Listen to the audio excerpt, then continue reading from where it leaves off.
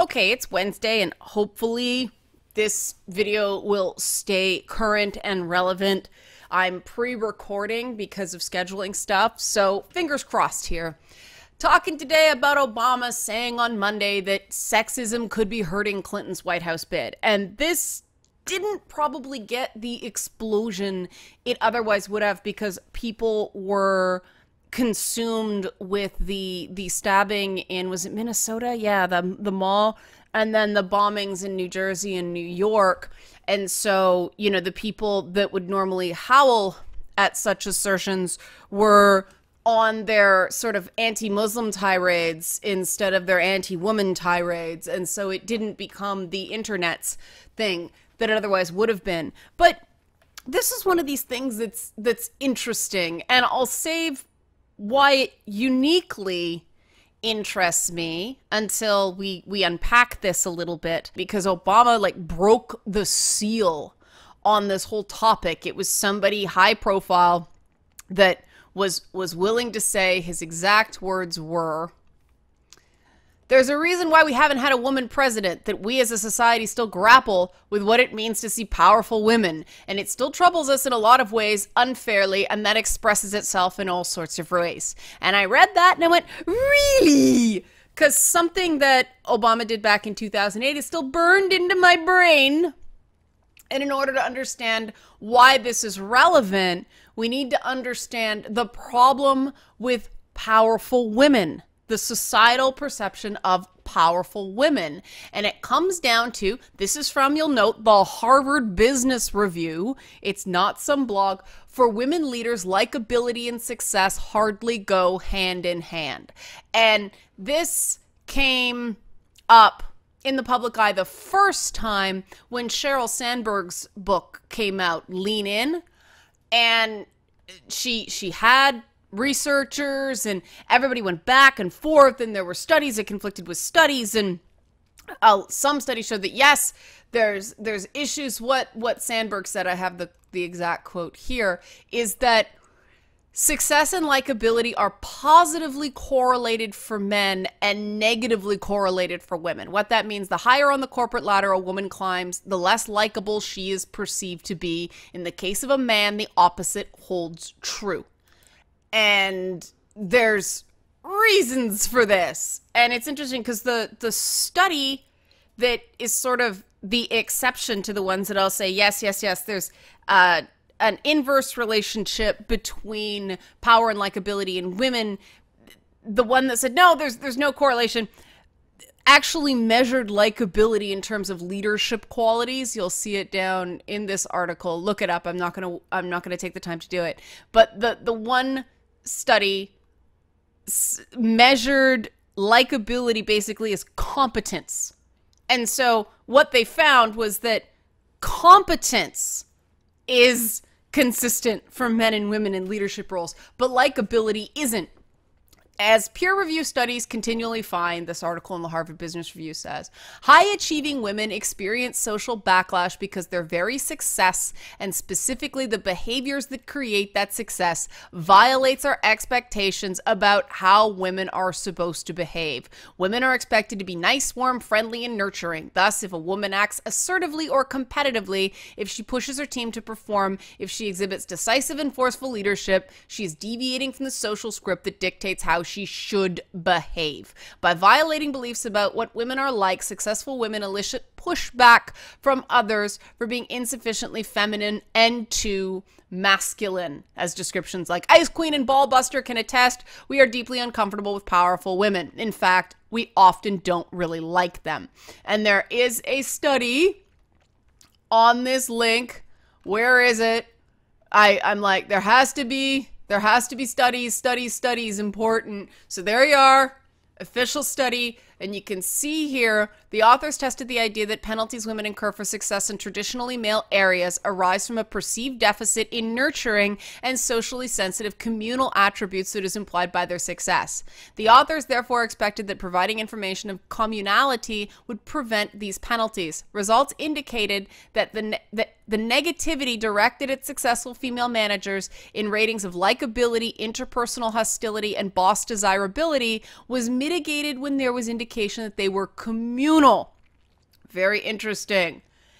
This Amelie de Rive effect occurred only when the information was clearly indicative of communal attributes and when it could be unambiguously attributed to the female manager. So that means, you know, the communal attributes had to be clear, the team player had to be clear, and it had to be clearly linked to the manager. No one else may have done it. Furthermore, these penalties were averted when communality was conveyed by role information, such as motherhood status, or by behavior.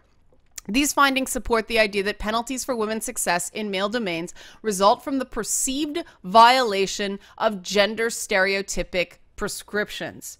Fascinating that I mean, this is so critical that what this study basically did was they decided, okay, the problem is traditional gender roles. So if we put traditional gender roles back into the leadership paradigm, it should go away.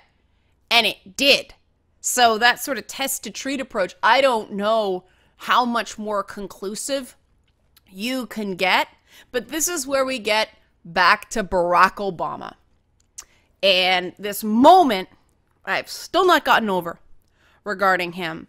And when it happened, I remember watching this, and at the time I said to my husband, Barack Obama just provided the reason that his daughters would have a much harder time running for president than he did. I said, someday Barack Obama is going to have to explain to his daughters why the very thing he said is a problem. And it's this comment right here. Have a listen.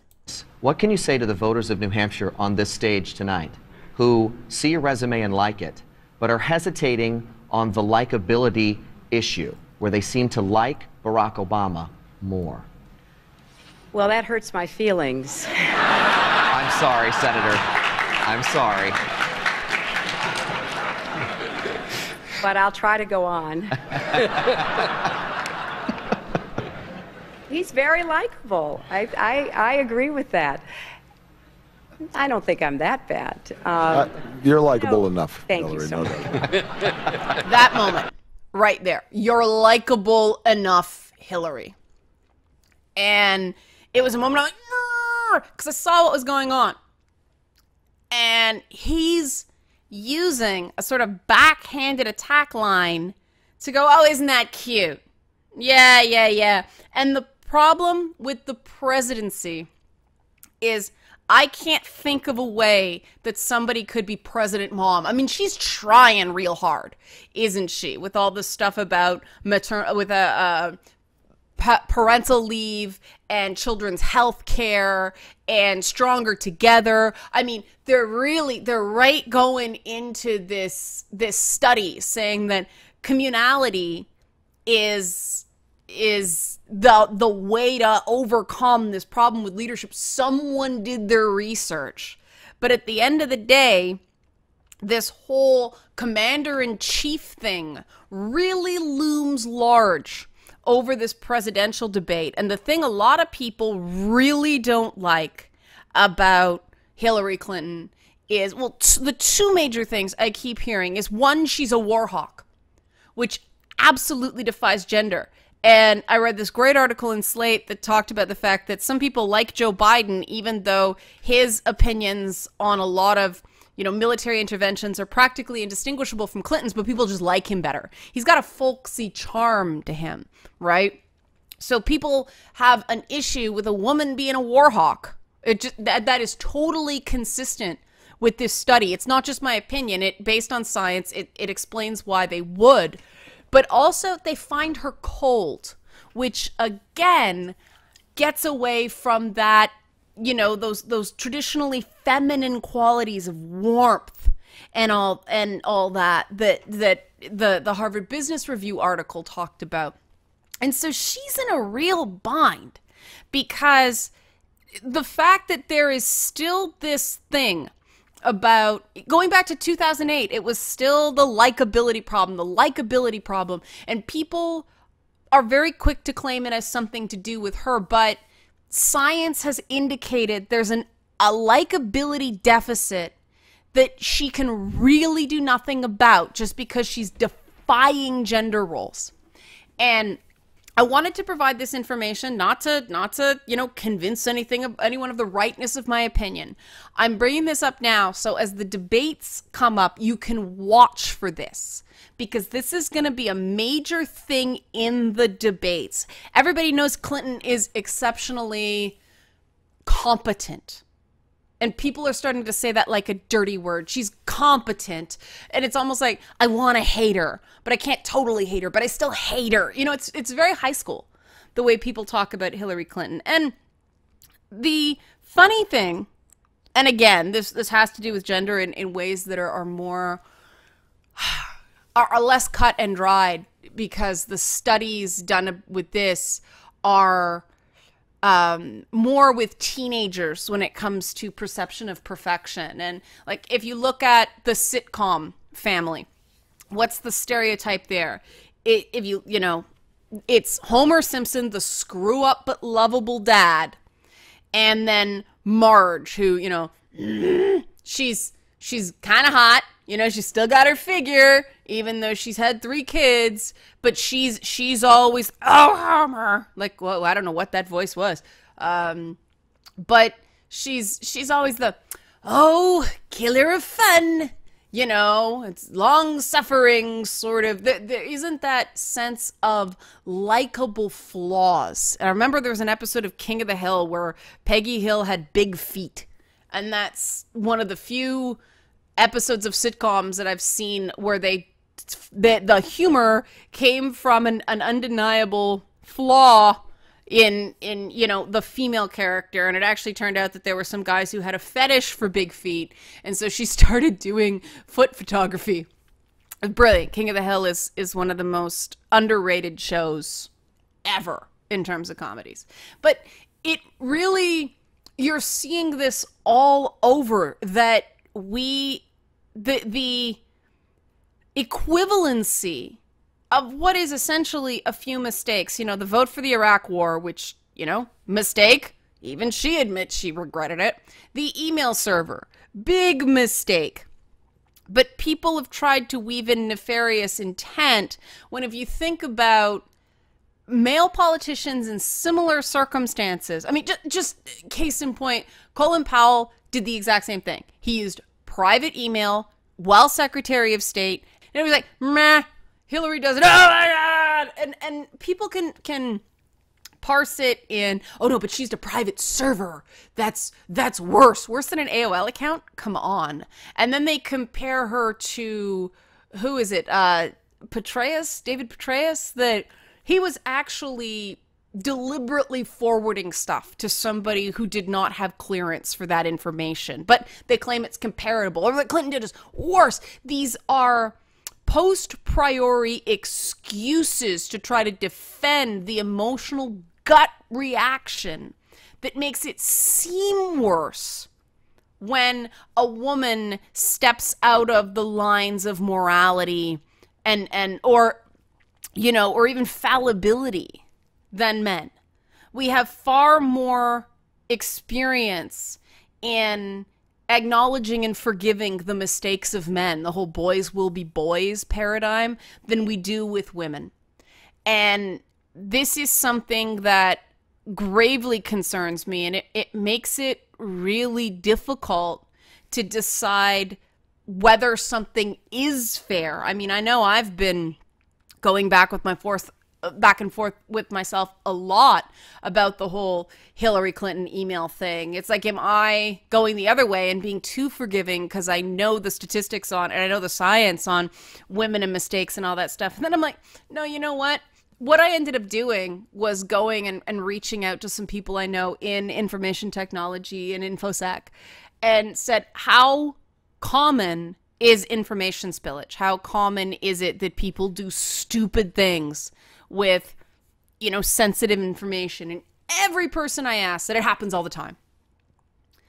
And so it's difficult for me to believe anything but this is a big deal because Hillary Clinton did it.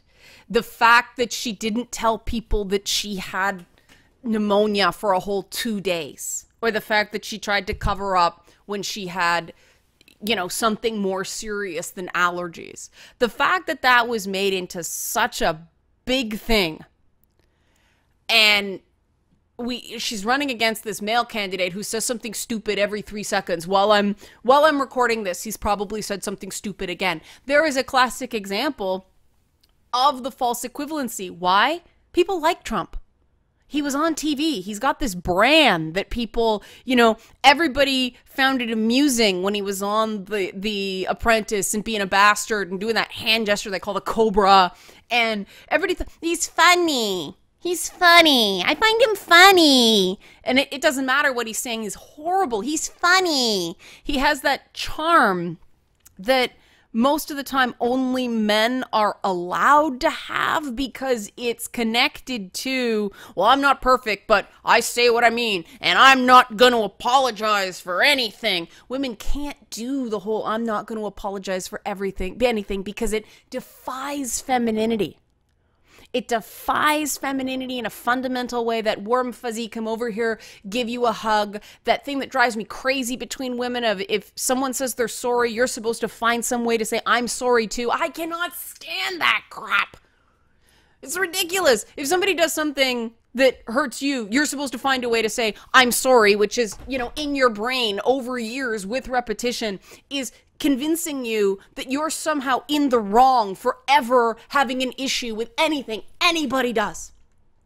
And we wonder why women aren't excelling. We wonder why women aren't in leadership roles. We wonder why women are quote unquote self-selecting out of high-powered, high-paying jobs. This is why.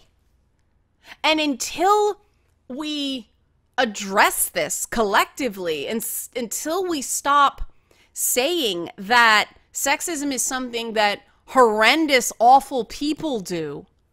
And I mean, hostile sexism, you can say that, but there's this, I keep harping on this benevolent sexism issue because it's in the air and it's in the water. It's a toxin in our society, and we cannot begin to address this issue regarding female leadership when we don't address the fact that we do have hardwired stuff from the time you give a boy a fire truck and a girl a pink dolly.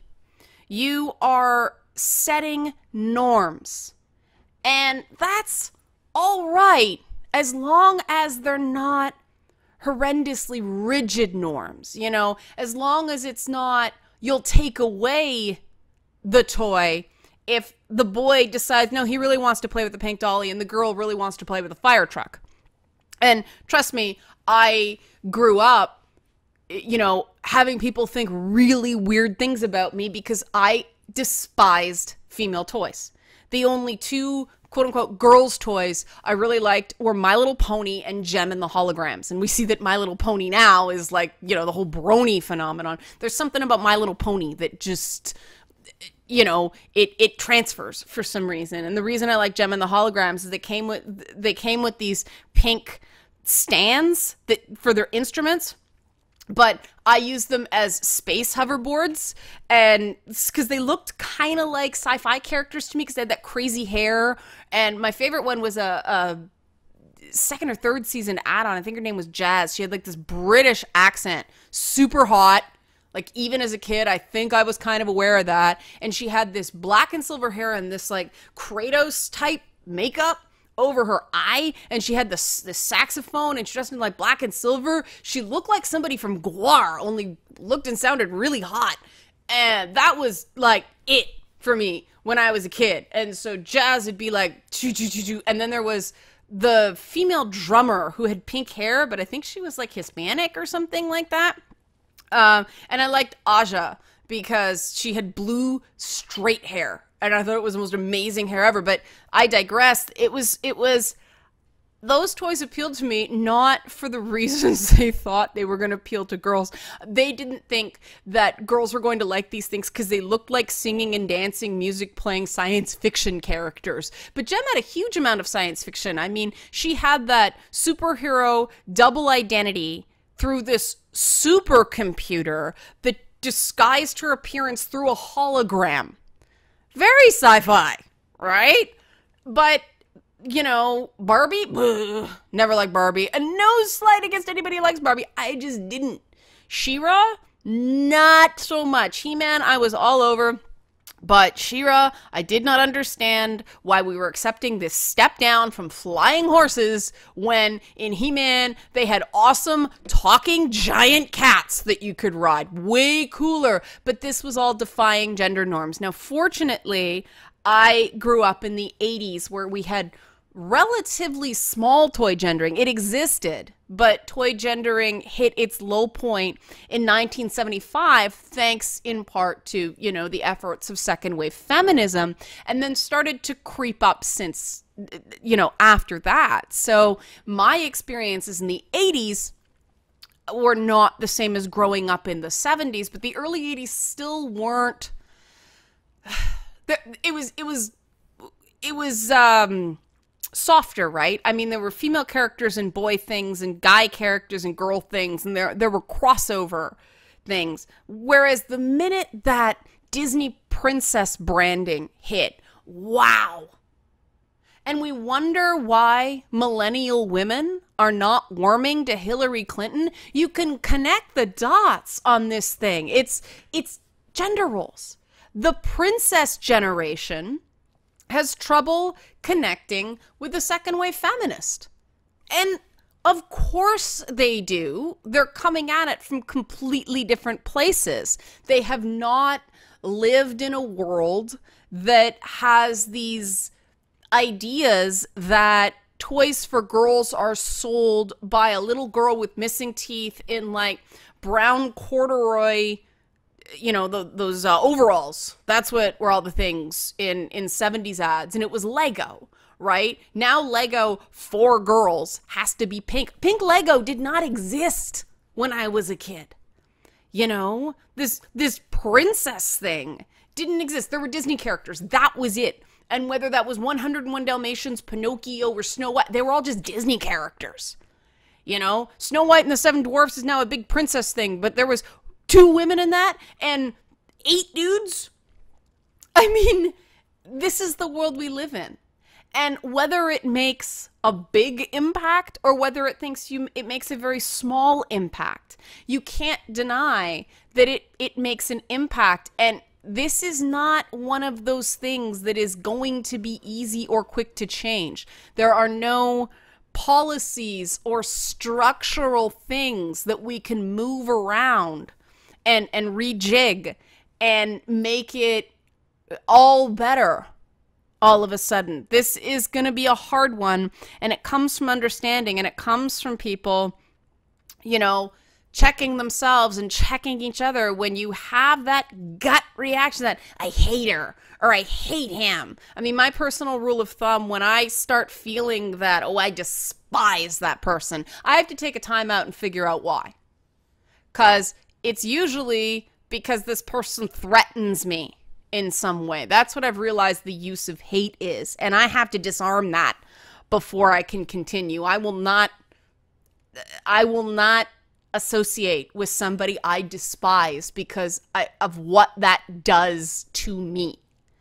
And that's because I recognize that hate is a weak, temporary self-defense mechanism against something that person is making me feel that's bad, and I'm not ready to face the bad in me, so I take it out on them. And it's hello, Momo.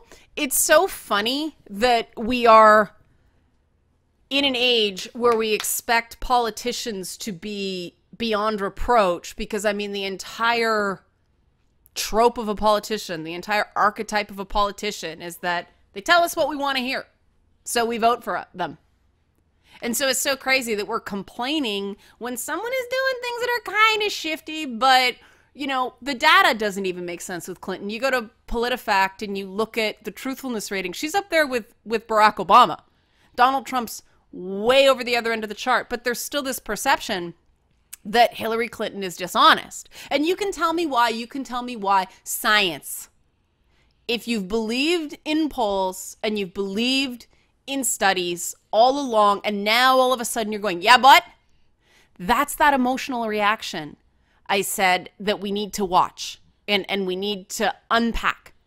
Because all the objective data says that for a politician, not for a regular person, but for a politician, Hillary Clinton is relatively honest. But that's not the perception. You have to ask yourself why. And don't just reject the data. Don't do that. You're smart people. You guys are, I know you're smart. I've seen your comments, so don't have an emotional reaction to this. Take a moment and think about what this means. That's all I ask. I'm not going to tell you what, conclusions you should draw. I'm just asking you think about it.